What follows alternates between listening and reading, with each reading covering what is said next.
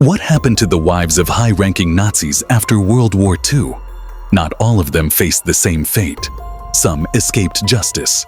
Others met a far darker end. Margrethe Himmler, wife of SS leader Heinrich Himmler, had one of the easiest outcomes. She was arrested, but not held responsible for her husband's crimes. Because Heinrich had left her for another woman, authorities saw her as uninvolved. She was released and lived quietly in hiding. She died in 1967.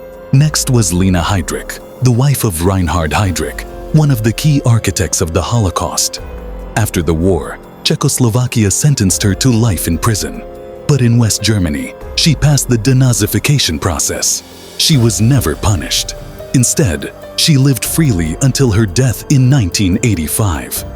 But the darkest fate belonged to Ilse Koch, known as the Witch of Buchenwald. She wasn't just the wife of a Nazi officer. She was a monster in her own right. Ilse personally chose prisoners with tattoos, so their skin could be used to make lampshades, book covers, and other horrifying items. She was tried twice, once by the US, then by Germany. Both times, she was sentenced to life in prison. In 1967, unable to face her guilt or her past, Ilse Koch took her own life.